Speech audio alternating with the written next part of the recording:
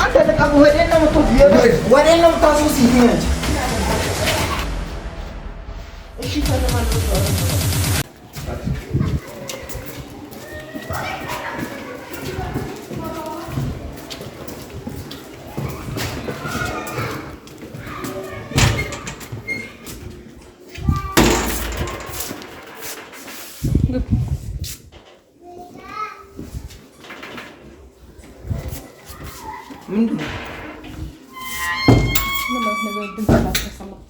ነገር ድምጽ አንፈልግም። ምንድነው? ምንድናቸው እነዚህ? ምንድናቸው? ምን ሰው ናቸው? ለምን ደመጡ? ምን ይመስሉሃል? ሰው አንተ እንደጠገብክ የምትቀመጥ መስሎክ ነበር ስታስበው? ምንድነው እሱ ይዘሽብኝ የመጣሽው? ሰው ናቸው። በእናትህ እኔ ግራ አስፈልገኝ። ያዙት ያዙትና ከምትታገልና የሆነ ነገርህን ከሚጎዳ ጸጥ ብለህ ምንድናቸው? ወዴት ነው የሚወስዱኝ? ጸጥ ብለህ ብትሄድ ይሻልሃል። ወዴት ነው የሚወስዱኝ? አፈን ይዘህ ሂድ። ዝም ብለህ ሂድ። ወዴት ይዛችሁ የምትሄዱ? ወዴት ይዛችሁ የምትሄዱ?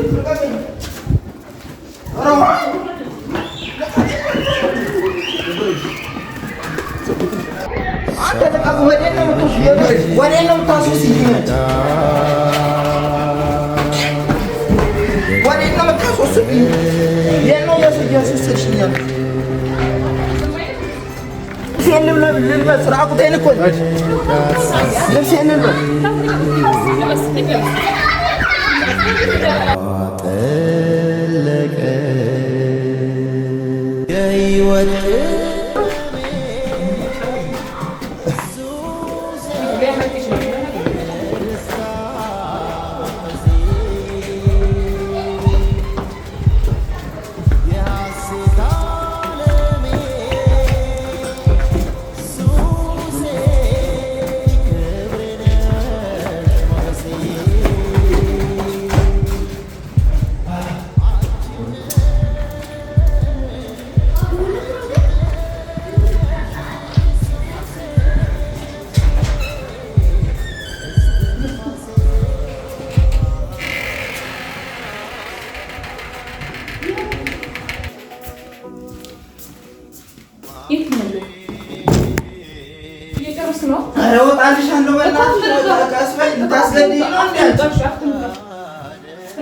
የምንላቀቅ መስሎክ ነው አይደል? እሺ ወጣል። የት ነው የምትወስጂኝ? ምንድነው እሱ ማድረገው? የምታረገው ነው በኋላ ታያለህ። እንደዚህ በቀላል ለቃቀቅ ማለት ይቱጣ። እነዚህ ነው ሁለት ሴጣን የሚያቃጥሉ ሰዎች ከመጀመሪያ እንትን እኔ የፈለግሽበት ቦታ ይላሉ።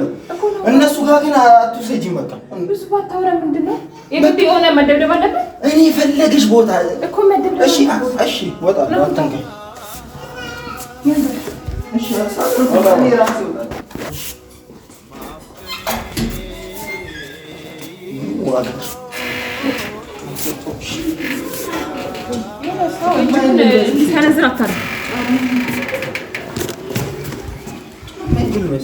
እዛ ሄዶ ሲቆረጥልህ ታየዋለህ።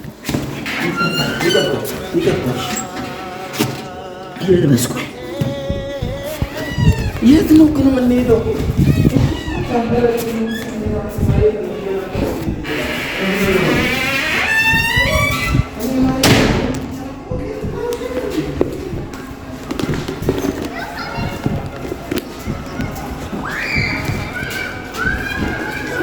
በክብረ መሬት እየነካው ሄድላቸው። አሁን ምን እየሆንክ ነው ታዲያ? ሰማይ ላይ ማንጠልጠሉ ለምን አስፈለገ? ከስራ ካደረካቸው ነገሮች አንጻር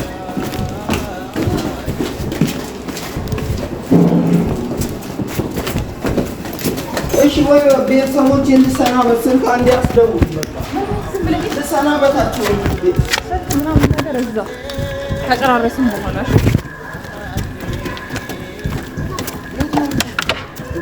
እንዳንተ አይነቱን ተቆርጦለት ነው የሚታየው።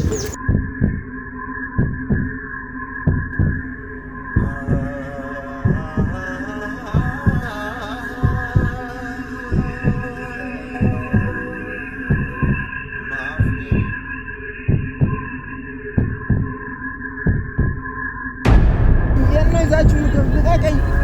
ልቀቀኝ!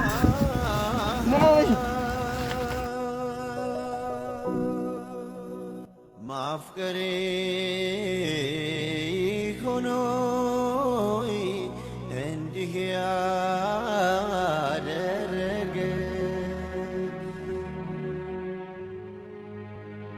የት ነው ይዘሽ የምትሄጂው እያልኩሽ እኮ ነው እኔ አሁንም ማፈን ዝም አይልም እንዴ? አልልም፣ ዝም አልልም። እየጮኩ ነው፣ እቀውጣለሁ። ሰው እንዲደርስልኝ በቃ ጸጥ ብለህ ሂድ፣ የተባልክበት ቦታ ሂድ። አንተ የምትፈልገው ብቻ ነው የምታደርገው። ሰው እንዲደርስልኝ እጮሃለሁ። እንደው ጮህ የምትፈልግ እሺ፣ ተረጋጋ። አንተ እንደፈለክ መሆን ነው።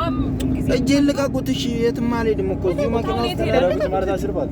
ተው፣ ልቀቀው። በቻልኩ አቅም ጸጥ በል። እሺ፣ ያን ነው ይዘሽ የምትሄጂው አንቺ። አሁንም እዚህ ጋር ሳይሻል በጣም ስለ ስርዓት ነው። ምን አድርጌሽ ነው? ቆይ ያደረግከው በቃ አደረግክ አይደል? ግን አሁን ዝም ብለህ ሂድ አያገባም ማለት ነው። የታዘዝከው ነገር ብቻ ፈጽም። ምንድን ነው እሱ የምፈጽመው? ያ ደግሞ ማታደርግና ማትፈጽም ከሆነ እሺ፣ ምንድን ነው የማደርገው? ምን አገባህ? አሁን እኔ ካንተ ጋር ለመለፍለፍ እዚህ ጋር ነው የመጣሁት። ቦታ ስደርስ ታያለህ። እሺ፣ እዚህ ጋር ልቀመጥ ወይ? አባ አርፈህ ተቀመጥ። ዝም ብለህ በሪዳስ አንተ ብቻ ጉልበተኛ ነህ። እሺ፣ ልጅ ምንም ጉልበት የላትም። ምንም ማድረግ አትችልም። አንተ በቃ እንደፈለክ መሆን ትችላለህ፣ ወንድ ስለሆንክ ማለት ነው። ኧረ እና ታዲያ በእንትን ዱርዬ ቀጥረሽ እንትን ልታስል አንተ እናንተን አይደለም እኔ ሌላ ሰው ነው ያልኩት። እናንተን አይደለም። ዝም በል ሲጀምር እኔ ካንተ ጋር መልስ አልፈልግም። አሁን ዛሬ እንደፈለኩ የምሆንበት ቀን ነው። እንደፈለኩ ያዘዝኩህን ነው የምታደርገው። ያዘዝኩህን ጸጥ በል ስል ጸጥ ትላለህ። ይሻለሽ ነው የሚሻልሽ። ጸጥ በል ዋ ዛሬ ጸጥ በላለች አይደል? እሺ ልቀቁኝ እንዴ! ልቀቁኝ ግን ሁለታችሁንም ቆላልፊያችሁ እንዳልል እኔ ስነ ስርዓት ብትይዘ ነው የሚሻላችሁ። ያማቸው እንዴ እነሱ እኮ እኔ እንዳልኳቸው እያደረጉ ነው እንጂ ማን ነው በእነሱ በክብራቸው ይደራደሩ እና በእንትን ጸጥ በል ስትባል ጸጥ በል ባስደበደበ አይደለም። እሺ ወንድ ከሆንሽ ራስሽ አይን ላይን አትገጥሚኝም። በሰው እንደዚህ ከምታፍኝ ለካ ሴት ነሽ። እየቀለክ ነው። እሺ አሳይሻለሁ። ሰው አይደለም። ዝም አትል። እሺ ዝም እላለሁ። እሺ ዝም በል በቃ። ሁለታችሁም ግን ዋጋችሁን ታገኛላችሁ። ፊታችሁን ገልጬ ነው የማየው። ታገኛለህ ዋጋ። ስለ ስርዓት ያዝ። በኋላ አገኛለሁ። ተው እንዳይመስል። አርፈህ ቁጭ ብትል ነው የሚሻለው። ኧረ ቀስ በቃ ወይ ለምንት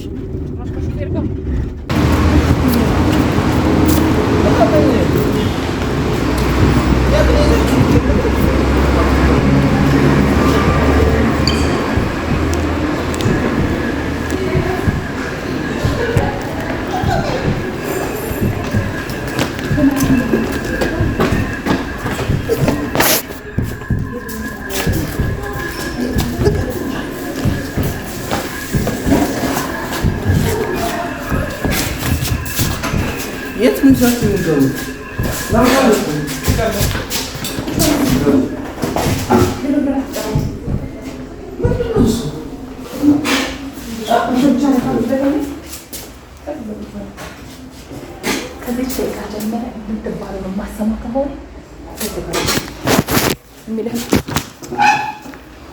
ቁጭ ብለህ አድምጥ፣ የምትባለውን አድምጥ። ዛሬ ተራገጣለሁ ምናምን ብትነግርካለሁ። የት እንዳለህ ማወቅ አለብን። ልታስኮላሽ ነው። ስማ፣ መጀመሪያ የሚልህን ስማ። ተረጋግተህ አድምጥ። ንገር። ምን ነው የተፈጠረው? ተረጋግተህ መጀመሪያ ስካር ምን የተፈጠረው? ማናገረው አንቺ አናግሪው። እኔ ምንድን ነው የማናግረው? ለምንድን ነው እኮ ለማድመጥ ተረጋጋ። መጀመሪያ የማን እንደ ሰውዬ እና ታዲያ ምንድን ነው እኮ አድመጥ። አሁን እኔ ካንተ ጋር ጭቅጭቅ አይደለም። በእናትህ ያለህበት ቦታ እንደዚህ አይነት ነገር የሚያስፈልገው አይደለም። ዝም ብለህ ስማ። ይቅርታ፣ እስኪ ምንድን ነው የተፈጠረው? በቅድሚያ ምን የተፈጠረው ነገር አላወኩም። ተረጋጉ። ምንድን ነው? ዝም ብላ ነው አፈና ይዛኝ የመጣችው። ወይ ፍቀድልኝ ወይ ልውጣ፣ ውጭ ልሁን። እስኪ መጀመሪያ ተረጋጉና በተረጋጋ መንፈስ እናውራ። የተፈጠረው ነገር ምንድን ነው? ችግር የለውም። ለተፈጠረው ነገር መፍትሄ መፈለግ ቀላል ነው። ስለዚህ እስኪ የተፈጠረውን ነገር በተረጋጋ መንፈስ ተረጋጉና እስኪ አስረዱኝ። ምንድን ነው የተፈጠረው? እስኪ የተፈጠረው ነገር ያው ማለት እዚህ ጋር ብዙም ማለት አልፈልግም፣ ግን እሱ ልቦናው ስለሚያውቅ አንተ ቅድም በስልክ እንደነገርኩት ነው። ገብቶሃል አይደል? ስለዚህ እዚህ ጋር እኔ አሁን ሲጀመር በዚህ መልኩ አልነበረም ተቀምጦ ማውራት የምፈልገው። በዚህ መልኩ አልፈልግም። ታዲያ እንዴት ነው ልጅ አንበርከው ለምን መንበርከክ እስክሪብቶ ይሰጥሃል። የምትባለውን ነገር ነው የምታደርገው። ሰምተኸኛል አይደል? ምንድን ነው የማደርገው? የምትባለው ያናግርሃል፣ ትሰማዋለህ፣ የምትባለውን ተገብራለህ ማለት ነው። ከሰውነት አካሌ ላይ ግን እንድቀንስ ከሆነ የምትፈርሚ አላደርግም። እኛ እንደዛ ምናምን ተረለንም አንተ እሺ ታፈርዳለህ። ምን መሰለህ ተረጋጋ፣ እናንተ እሷም ተረጋግታ በተረጋጋ መንፈስ እናውራና ለተፈጠረው ነገር መሆን ያለበትን ነገር መፍትሄ እንፈልግ። ተነጋግረው ማለት ነው። መረጋጋት አለበት። ቅድሚያ ተረጋጋ። አንቺም ተረጋግተሽ ማድረግ ያለበትን ነገር እንዲያደርግ እድሉን ስጪው። ሌላ አስገዳጅ ነገሮች ካሉ ወደዛ መሄድ ይቻላል፣ ግን ቅድመ መፍትሄ ስለሚገኝ ስለሱ እሺ። ባጭሩ ያደረከውን ታውቃለህ አይደለ? ምን ያደረከውን ታውቃለህ? እኔን ሳታስፈቅድ ያለ እኔ ፍቃድ ያደረካቸው ነገሮች አሉ ነው። እዚሁ ሰው ይስማው። አይ ሰው ምንድን ነው የሚሰማው? ለእኔ ንገሪኝ፣ ወይ በጆሮዬ ንገሪኝ ያጠፋሁትን ጥፋትና ወይ ቤቴ ሂጅ። ኧረ በእናትህ አንዴ ተወኝ፣ አታስጨንቀኝ። በጆሮ ልነግርህ አይደለም የመጣሁት፣ በድምፅ እያወራሁ። ስለዚህ እዚህ ያመጣሁት እኔም ደግሞ ልክ አንተ ሄደህ ለሌላ ሰው እንዳደረከው ለእኔ ሙሉ መብት አለኝ ማለት ነው። ስለዚህ ቤት እንድትገዛልኝ ነው ያመጣሁት። እሚልህን ትሰማለህ። ቤት አንተ በዚህ መልኩ እንጂ ስለማሰማ አሁን እሚልህን ስማ። እኔን አይደለም እሱን ስማው። ንገረው። ቀላል ነው መፍትሄ። ምን ቤት ነው? ምንድን ነው? በቅድሚያ እንኳን ደህና መጣች። ይሄ ዴሚሲ ሪል ስቴት ይባላል። ስለዚህ ቀላል መፍትሄ ነው። የምነግርህ ነገር ብቻ በጥሞና አዳምጠኝና ለአንተ በጣም ቀላል ነገር ነው፣ የምታደርገው ነገር ነው። ስለዚህ ዴሚሲ ሪል ስቴት ይባላል። በጣም ረጅም ዓመት ለ28 ዓመት ኮንስትራክሽን ላይ የቆየ ካምፓኒ ነው። አሁን ላይ በጣም በሰፊው 65,000 ካሬ ላይ ያረፈ ትልቅ ኮምፓውንድ ለቡ መብራት ኃይል እየገነባ ነው የምንገኘው። እዚህ ኮምፓውንድ ውስጥ እንግዲህ እንደየደንበኞቹ አቅም ከስቱዲዮ እስከ ባለ 4 መኝታ በተለያዩ የካሬ አማራጮች አዘጋጅተን የመጣ ነው። ስለዚህ አንተም እንደ አቅምህ እሷ የምትፈልገውን እሷ ተጠይቃ በእሷ ፍላጎት እንደ አቅምህ የተለያየ ክፍያ አማራጮች ስላሉ እኔ በእሷ ፍላጎት ሳይሆን እኔ የምችለውን ነው የምገዛው። የምችለውን ሳይሆን እኔ የምፈልገውን ነው የምታደርገው። እንዴት? እኔ የምፈልገውን ደስ በሚል ዋጋ ስለሆነ እዚህ ያለው ያ እንዲያመልጠኝ አልፈልግም። ስለዚህ እኔ በምፈልገው ደረጃ የምፈልገውን ቤት ነው የምፈልገው ማለት ነው። አንተ በምትፈልገውማ አደረግኩ። ያን አልፈልገውም። ያ እኮ የኔ መብት አይደለም። ገብቶሃል? ይሄው ብር ጨረስኩ አይደል እንዴ? ከኔ ህይወት ጋር ምን ያገናኘዋል እንዴ? ብር ብትጨርስም በጣም ብዙ አማራጭ አለ አይደል? ትክክል። ስለዚህ ንገረው። እንዴት መሰለህ ደንበኛ፣ አንዴ ወደዚህ ቀልብህን ወደ እኔና እና አዳምጠኝ። አንተ የምታደርገው ነገር ነው። እኛ ይህንን ሪል ስቴት ፕሮጀክት ስንጀምር የአብዛኞቹ ደንበኞችን ፍላጎት ያማከለ ሁሉም ደንበኞች አፎርድ የሚያደርጉት የክፍያ ሲስተም እና የካሬ አማራጮች ነው ያለው። ስለዚህ ከባለ 1 መኝታም ጀምሮ እስከ ባለ 4 መኝታ በተለያዩ ካሬ መጠኖች ስላሉ ባለ 1 መኝታ ለምሳሌ 69 ካሬ ቅድመ ክፍያው 8% ነው የምንጠይቀው። ስለዚህ 487,000 ብር ብቻ ከፍለ ኮንትራት አግሪመንት ተፈራርመህ ቤትን መግዛት ትችላለህ። ስንት ዋጋው ድጋሚ 487,000 ብቻ ቅድመ ክፍያ 8% ነው ቅድመ ክፍያ የምንጠይቀው። ይሄ ባለ ስንቱ ነው? ባለ 1 መኝታ ነው። ባለ 1 መኝታ 487,000 እጅግ በጣም ቀላል ማለት ነው። ምንም አይነት ተፍጽ ወደ ላይ። ስለዚህ ምን ያህል ነው? 487,000 ብር 8% ማለት ነው። ከዛ በኋላ ያለው እንዴት? ከዛ በኋላ ያለውን እንዴት መሰለህ በግንባታ ሂደት መሰረት ነው የምትከፍለው፣ እየሰራ የምትከፍለው። ስለዚህ ቀሪ ክፍያዎችን ቤቱን እስከምናስረክብ በ9 ዙር ክፍያ የሚከፈል ነው ማለት ነው። ስለዚህ ጠቅላላ ዋጋው ለምሳሌ ባለ 1 መኝታ ወደ 6 ሚሊዮን ብር ነው የሚመጣው። ይህን 6 ሚሊዮን ብር በ3 ዓመት ከ6 ወር በኮንስትራክሽኑ ፕሮግረስ መሰረት እየሰራ ትከፍላለህ ማለት ነው። እስከ 3 ዓመት ይሄ እንግዲህ ባለ 1 ነው። ገብቷል አይደለ? ይሄ በጣም ቀላሉ ነው። እኔ ደግሞ የምፈልገው አሁን በደንብ እንድትረዳኝ ስቱዲዮ ምናምን ነው የሚችለው ነው። ወይኔ ጉዴ! እኔ የምፈልገው ባለ 1 ሳይሆን ባለ 1 ራሱ ቅድመ ክፍያ 480 ነው 7,000 ብር። እጅግ በጣም ቀላል ነው። በዛ ላይ ደግሞ በ3 ዓመት ነው ግሪና ነው። ኖ ምንድነው ግሪና ነው እኮ ነው። እሺ ቁጭ በል። እየሰማህ ነው? ሀሳብ አታቋርጠን። ስለዚህ እኔ የምፈልገው ባለ 2 መኝታ ነው ማለት ነው። አሁን ባለ አንዱ ነግረኸዋል። ባለ አንዱ ራሱ እጅግ በጣም ቅናሽ ነው። ስለዚህ ባለ 2ቱ አስረዳው። ጥሩ ይኸውልህ ደንበኛችን ባለ 2 መኝታም ቢሆን የክፍያ አማራጩ እኛ ጋር እንደፈለግከው ስለሚሆንልህ እኛ ጋር ባለ 2 መኝታ ከ117 ካሬ ጀምሯል። 117 ካሬ ለምሳሌ ጠቅላላ ዋጋው ወደ 10 ሚሊዮን ነው የሚመጣው። ነገር ግን 10 ሚሊዮን ሲባል ትልቅ እንዳይመስል ይሄን ቤት የምንሸጥልኛ በ8% ቅድመ ክፍያ ብቻ ነው። ስለዚህ 8% ቅድመ ክፍያው 825 ሺህ ብር ነው የሚመጣው ባለ 2 መኝታ። ስለዚህ ፍላጎቷን የሷን ለማሟላት እኔ እሱን አልችልም። ባለ አንድ ነው የምችል።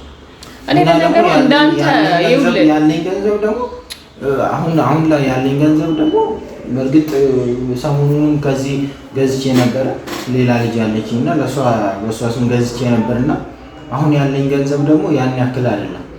ስለዚህ እንዴት ነው አሁን ያለኝን ገንዘብ ከፍዬ ምናልባት ቤቱ ቢደርስ የብድር አማራጮች ምናምን አሉ ወይ ነው አሁን ጥያቄ?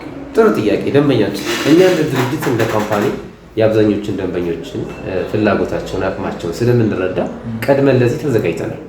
ስለዚህ ይህን ባለ 2 መኝታ ቤት ስትገዛ ቅድመ ክፍያ 8% 825 ሺህ ብር ትከፍልና ቀሪውን በ3 ዓመት ከ6 ወር የሚከፈል ነው የሚሆነው።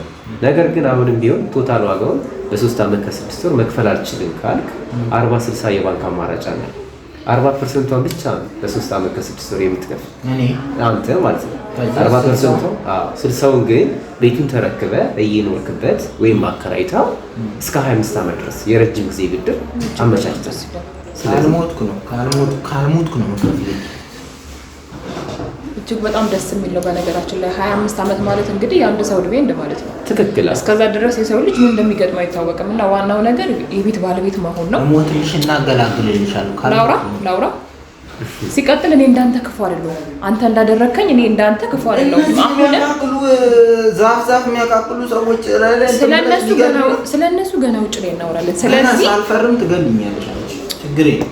እና ደግሞ በነገራችን ላይ ሳይፈርም እንዳይወጣ እና እኔ እንዳንተ ክፉ አይደለም። በአቅምክ ከፈለግ ይበዛብኛል ይሄንንም አልፈልግም ብለህ እንድትጨናነቅም እኔ ብዙም እንትን ስለማለት ባለ አንድ ማድረግ ይችላል። ዋናው ነገር ያንተ ምርጫ ነው። እኔ የምፈልገው ልክ ለዛች ልጅ እንደገዛ ለኔም ልጅ እዚህ ጋር እንድትገዛ ስለምፈልግ ይልስ ስላስገባኝ ማለት ነው። ምን የተለየ ነገር አለ? የእናንተ ዲኤምሲ ምን የተለየ ነገር አለው ከሌላው ሪል ስቴቶች? ምናምን ጥሩ ጥያቄ ደንበኛችን። ዲኤምሲ ሪል ስቴት እንግዲህ እንደሚታወቀው እንደው ከስሙ ስነሳላችሁ ዲኤምሲ ማለት ዳንኤል ማሞ ካምፓኒ ይባላል። ዳንኤል ማሞ ካምፓኒ መቼ ተመሰረተ የሚለውን ስናይ ደግሞ ኦልሞስት ከተመሰረተ ወደ 28 ዓመት ሆኖታል። ወደ 6 ኩባንያዎች አሉት። ከነዚህ ኩባንያዎች ውስጥ ማለት ነው ዲኤምሲ ሪል ስቴት አንዱ ነው። ዲኤምሲ ሪል ስቴት አሁን ላይ ለቡ መብራት ኃይል 65000 ካሬ ላይ ያረፈ ትልቅ ኮምፓውንድ እየገባን ያለ ነው። ይሄ ኮምፓውንድ መንደር ከሌሎች ለየት የሚያደርገው ምንድነው? ከቤቱ ባሻገር የምትጠቀሟቸው በጣም አሚኒቲዎች አሉ፣ የጋራ መጠቀሚያዎች ማለት ነው። ለምሳሌ የመዋኛ ገንዳዎች ይኖራሉ፣ የልጆች መጫወቻ፣ ባስኬትቦል መጫወቻ፣ የልጆች ላይብራሪ ወይም ቤተ መጻሕፍት አለ። ለእያንዳንዱ ደንበኛ የመኪና ፓርኪንግ፣ ዋና ትችያለሽ? እሱ ይኑር እንጂ ማንም አይጠፋውም። ጥሩ ምንድነው አሚኒቲዎቹ ከቤቱ ባሻገር የምትጠቀማቸው ናቸው። ከሴኩሪቲ አንፃር ለምሳሌ ጥበቃ ያለው ሪሴፕሽን ያለው ለምሳሌ ማንም ሰው ገስት ብሎ ወደ ቤታችሁ ቢመጣ ሪሴፕሽን ላይ አርፎ ለጥብቂያ ሲዞ ወይም ደግሞ ተደውሎ ነው ወደ ኮምፓውንድ መግባት የሚቻለው። ቤት ስትገዙ መቼም ለሶስት ነገሮች ነው። አንድ ለመኖሪያ፣ ሁለት ነገ አትርፎ ለመሸጥ፣ ሶስት ለማከራየት። ስለዚህ የማንም እነዚህ ምናምን ድንገት መጥተው እንደዚህ አያፍኑኝም ማለት ነው። ከዚህ አንፃር ነው ኮምፓውንድ ግቢ የሚመረጠው ለደህንነት ከፕራይቬሲ አንፃር። ልጆችን ላሳድግ ብትል እንደ ልብ ግቢ ውስጥ ተንቀሳቅሰው ዋርቀው ተጫውተው የሚያድጉበት ግቢ ነው ማለት ነው። አንተም የትም ሳትሄድ እዛው ግቢ ውስጥ የምትዝናናበት ማንኛውም ነገር የምታገኝበት ሁሉም ሰርቪሶች ግቢ ውስጥ ያሉበት ነው። ስለዚህ ኮምፓውንድ ግቢ መሆኑ ብቻ በራሱ በጣም ተመራጭነት አለው ማለት ነው። ብታከራዩ ሞዱላር ይከራዩ፣ ነገ ላይ ቢሸጠው ደግሞ እነዚህ ያሉት አሚኒቲዎች ቫልዩ አድ ያደርጋሉ። ትልቅ ትርፋማ የሚያደርግ ኮምፓውንድ ግቢ ነው ማለት ነው። በጣም ደስ ይላል። በነገራችን ላይ እኔ አሁን ዲኤምሲ ማለት በጣም ብዙ ሰዎች እየገዙ ነው። ምክንያቱም አንድም እነሱም አንድ ሪኮመንድ ስላደረጉ ነው ወደዚህ የመጣሁት ማለት ሌላ ከመሄድ እዚህ እንድመጣ ያደረጉኝ። ለምን ያሉ ብዙ ነገር እነሱ ያደረገኝም ስላለ ከዛ ደግሞ ይሄን ነገር አንደኛ ቅናሽ አለ መሰለኝ ሁሉ አይደለም ነው አልቋል። አንድ ቅናሽ ነው። ትክክል። ስንት ፐርሰንት ነው የምትቀንሱት? እኛ ጋር ይኸው እንግዲህ እንደምትከፍለው የብር መጠን እኛ ደግሞ እስከ 30% የሚደርስ ትልቅ ዲስካውንት አዘጋጅተናል። ስለዚህ ደንበኞች እንደ አቅማቸው አሁን ላይ እንደሚከፍሉት የብር መጠን ለምሳሌ 8% ነው ቅድመ ክፍያው አይደለ? ከ15% ጀምረ ስትከፍል እኛ ዲስካውንት እናደርግልሃለን። ስለዚህ እኛ ጋር ደንበኞች እንደ አቅማቸው ያላቸውን ገንዘብ ይዘው እኛ ጋር ሲከፍሉ እኛ ደግሞ በከፈሉት ብር ልክ ዲስካውንት ፓኬጆችን እንሰጣለን ማለት ነው። ሌላው የራሱ አንድ እድል ነው፣ እድል እንዳመልጥ ብዬ ማለት ነው። ገብቶሃል? የገዙት አየኸው አይደለ? ምን ያህል ክብር እንደምንጠላብህ ማለት ነው። እኔ እኮ ይሄን አንድ ቅናሽ እንዳመልጥ ብዬ ነው። ሁለተኛ ደግሞ ዲኤምሲ ላይ በጣም ብዙ ሰዎች እየገዙ ስለሆነ ቅናሹ ስላለ 50% ብድር ስላለ እንደገና ደግሞ ብዙ ነገር ላይ አማራጭ ባንክ አማራጭ ስላለ እኔ እገዛላታለሁ፣ ችግር የለም። እገዛላታለሁ ባትልም የተነቅነቅ አትልም። አግሪመንት አምጣና ያለኝ እኔ የቀን ስራም ቢሆን ሰርቼ እገዛላታለሁ። ጥሩ ግን እንደዛ አታስቀጥቅጭኝ፣ በሰው ማለት ነው። አታሳሽኝ። በቃ አልቀጠቀጠም የምትለው ነገር ካለ ጨርስ። ትክክል የለ ደንበኛችን በእርግጥ እያደረክ ያለው ነገር ነገ ላይ እሷን ማለት ዛሬ ብታስደስታት ነገ አንተ የምትደሰትበት የምትኮራበትን ነገር ነው እያደረክ ያለው። ይህ ኮምፓውንድ ግቢ ምንድነው? አንተ ዛሬ ላይ ኢንቨስት ያደረግከው ብር ቀላል ነው፣ ነገ ላይ ግን የምታገኘው ትርፍ በጣም ትልቅ ነው።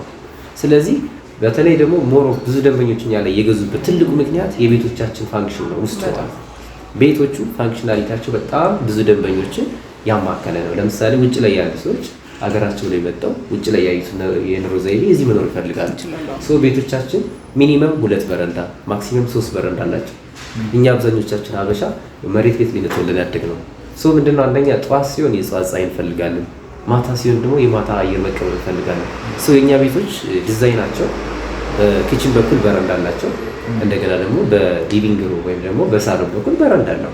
ስለዚህ እነዚህ ቤቶች ከሌሎች ተመራጭ የሚያደርጋቸው ብዙ ደንበኞች ወደ ዲኤምሲ እየመጡ እየገዙ ያሉ። ሌላው ሊፍት አለው። ትክክል ነው። እንደውም ያልጠቀስኩላችሁ ነገር እኛ ጋር አሁን ምንድነው 5 ሊፍት ነው ያለን። ስለዚህ ስታንድ ባይ ጄኔሬተር አለው 24 ሰዓት የሚሰራ ስቲል ነው። ራሱ ኢትዮጵያ ውስጥ ነዳጅ አሁን ላይ ትንሽ በጣም እየተወደደም ስለሆነ የመጥፋት ፕሮባቢሊቲ ቢፈጠር ሊፍቶቹ ባካፕ ባትሪ ያላቸው።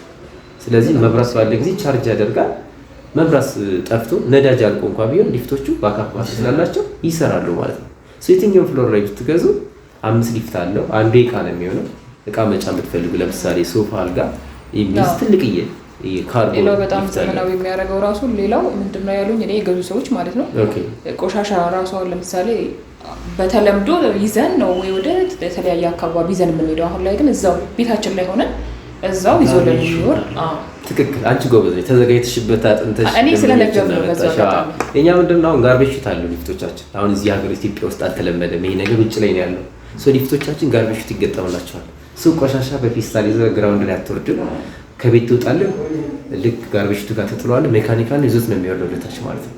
ይሄ ራሱ ምንድነው በጣም ዘመናዊ ያኗኗር ዘይቤ ነው ማለት ነው። እና እሷ በነገራችን ላይ የገዙ ሰዎችን በደንብ ጠይቃ ያሉትን አሚኒቲዎችን በደንብ ታውቃለች እና ትክክለኛ ምርጫ ነው የመረጠችው። ስለዚህ አንተም እሷን ማስደሰት ስላለብን እንደነገርኩ የካሬ አማራጮችም የክፍያ ሲስተሙ አንተን የማያጨናንቅና ምቹ ነው።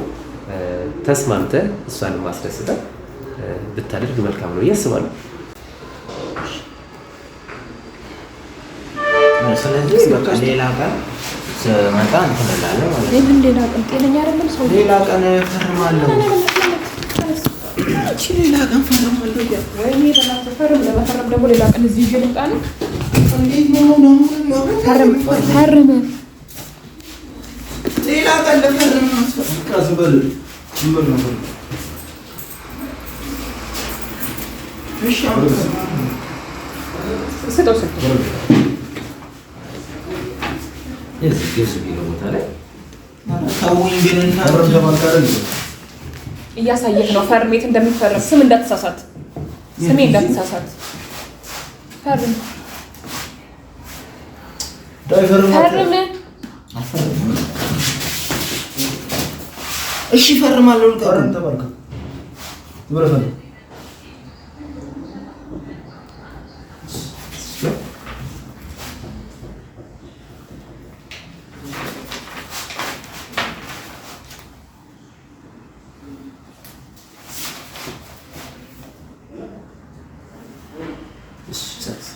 እናመሰግናለን። አሁን አታስለቅቂኝ።